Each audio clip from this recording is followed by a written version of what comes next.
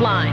Alabama, your reigning champs, and tied coach Sarah Patterson in her 25th year, this year becoming just the 6th woman ever inducted into the State Sports Hall of Fame.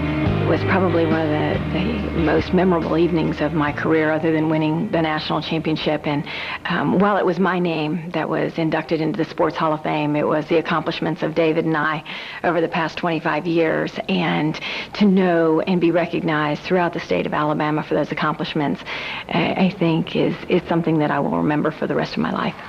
Sarah said in a state so dominated by football, it's amazing to be among the likes of Bear Bryant and Bo Jackson and Packers Hall of Famer Bart Starr. Great, great honor for her. Kristin Sterner, the lone senior on an Alabama team with 7 freshmen. Performing to music from The Cutting Edge, music that my teammate J.C. Phelps used in the 1996 Olympic Games. And caught on, and countless gymnasts have used this music since. Opening with front through to double pike, great landing. I remember in the routine where J.C.'s snapping here. You remember that? Kristin, the ultimate student athlete. She's both an athletic and an academic All-American. Biology major, planning on heading to med school after graduation. Front tumbling pass, Rudy to lay out, step out. And Sarah Patterson loves this young woman. She says, whenever I go out recruiting, I'm always looking for the next Kristin Sterner. She says she's the most even-keeled gymnast I've ever worked with. Never too high, never too low. You don't find a lot of gymnasts like that. You don't, and that makes a great competitor. Being able to handle the pressure.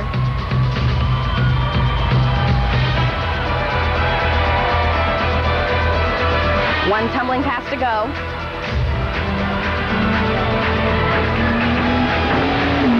Ending with a very difficult double pike. Slight hop on the landing there, but she stayed in bounds. Kristin, of course, leading by example on the apparatus, but because she's the only senior, was really forced into a vocal leadership role, which Sarah said she was a bit uncomfortable with at first, but really grew into that role and savored it.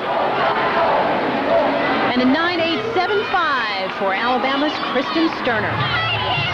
Meanwhile, Nebraska's starting to struggle. This is a former member of the Tide who transferred to Lincoln this year. Tiffany Byrd having a rough go of it on bars, Amanda. Right here on her Tkachev. Great height, just too far from the bar. And this puts some unwanted pressure on the girl on deck, Tami Harris, especially after what happened to her in prelims. And I warn you, this is not for the faint of heart. Performing a double layout. She pulls into the bar and catches her shins right there.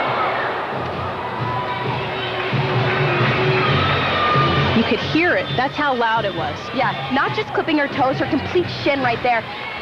Was able to tuck her head under so she was safe on the landing, but let me tell you, that's gotta hurt the shins. They took Tami to the hospital just as a precaution to make sure there wasn't any type of infection or anything. But before these finals, she was out in warm-ups doing it. Didn't look particularly tentative, although still pulling in a little bit. You talk about a mentally tough athlete. Coming back out, performing that dismount the day after that happened, unbelievable. One of the hardest things is to be able to crash like that and completely block it out again. That's right, and taking it skill by skill, starting with giant full. Oh! Looks like she might be thinking a little bit ahead, something that she's probably never messed up on. And Dan Kendig just stepping in, try to calm her down, get her back in focus. You can see she places her hand on the bar and doesn't quite have a good grip. Her right arm bends and she just loses form and doesn't make it over the bar. So now Nebraska has to count a fall. And she still has to finish this routine. She's still got a release move, yeah. Including the dismount that she struggled on in prelims. She has to repeat it again right here, giant full. Got that down, right into a reverse hex. Oh no. So now you start wondering two things, Amanda. A, can Nebraska as a team solidify, get back in this? But also, as far as Tami's concerned, she's an all-arounder. She still has 3 events to go. And do you let her go?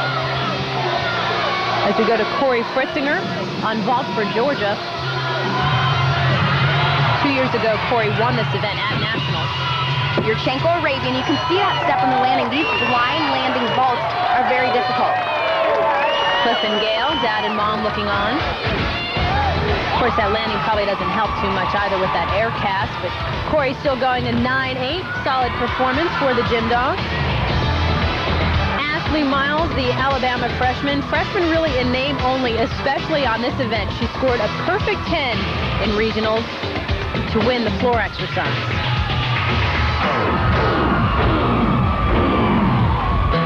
And Sarah Patterson said, and I'm quoting, without question, Ashley is the most powerful athlete she's ever coached. Well, and that's some high praise considering that Andrea Pickens was a part of this team last year. Yeah, and she said Andrea has power, but nothing like this.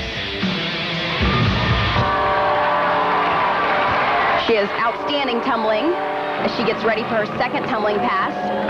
Tumbling forwards, front full, front layout, perfect landing. And here's something else to keep in mind. Ashley's almost 5'8", and Sarah was saying a lot of girls that tall can't control themselves and they go out of bounds. But Ashley has the control. She's not taking one OB deduction the entire season. Well, not only that, being taller makes it much more difficult to compete to get your body. I saw that. To get your body completely around, she ends with a very difficult tumbling pass, double pipe, great height, and great landing. No surprise why this is Ashley Miles' favorite event. I think she likes trampoline too, since she wanted to put that seat drop in there. This is her first tumbling pass. You talk about power. Beautiful double layout. Great form. And look at that landing. Unbelievable, not a step. Feet together. Doesn't move. Ashley Miles, a 9.95, the freshman out of San Antonio for the Crimson Tide. Back to Georgia on vault. Chelsa Byrd, another power-packed gymnast. Performing the vault of choice, your Chenko full. Great height. Beautiful landing. That's a 10-0 start value. And she had very little deduction. She's had 2 perfect 10s this year, most recently at SEC Championships. Almost perfect this time around, the 9.95, as Georgia stays firmly in the hunt for this year's title. Nebraska, however, not quite as fortunate, having to count a fall on bars. Off to a bit of a shaky start as we take a look at the standings after 2 rotations, brought to you by Coca-Cola. Georgia and Utah, the only 2 squads with 2 events completed. But as we take a look at the averages, Alabama with a slight edge over UCLA. Let's head back down to Darren, who's with Suzanne Yocklin, the coach at Georgia. You got 2 of your strongest events out of the way, and you're in good shape right now. We are, and you know, we wanted to get some momentum at the beginning. Yesterday we had to start on our 2 more difficult events and never got the momentum going. So it feels a lot better today to not be trying to scrap and climb out from being behind. You have so many injuries, but you've said all along, an injured dog is a dangerous dog. Yeah, I mean, in practice that seems like it works, and it helped us with the 1999 National Championship when everyone was injured, but I don't know, they're hurting pretty bad, but I think they can hang on. Still lingering out there in the future is that beam. How do you think about that? Well, we did so poorly on it yesterday. Our team really feels like they have nothing to lose, and I think we'll have a really great beam today. When we come back, top-ranked UCLA standing by on bars, and Alabama heads to vault after this message and a word from your local station.